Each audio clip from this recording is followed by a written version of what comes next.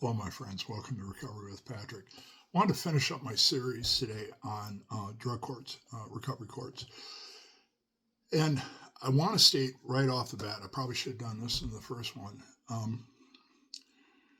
While I do have critiques, I think it is something in place to be helpful. And it's just a mismatch. We're going to talk about that today. So, drug courts were created. Probably the first one was 1989 in Dade County in Florida as an alternative to more incarceration. So if we go further back, right now we're about 55 years into the drug war, which has been an abysmal failure. In this country, we see addiction and drug abuse and everything that comes with it as a criminal issue, whereas Europe and the rest of the world, most of the rest of the world, sees it as a public health concern, right? So the idea was simple. Offer, instead of prison, people would go through a structured program. Hopefully they would find recovery because somewhere, I think the numbers are right around 80% of people that are in prison right now are in prison behind drugs and alcohol or what people do on drugs and alcohol.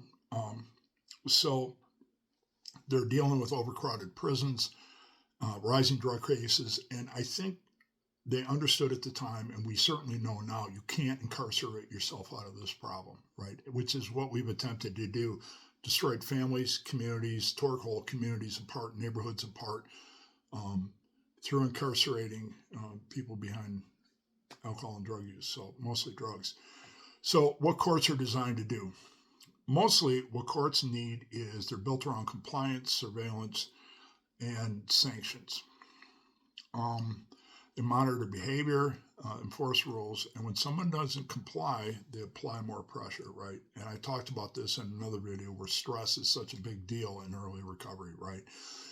So that's what courts are designed to do, control behavior through consequences. So what does recovery actually require? Recovery is different. It usually starts in instability and confusion.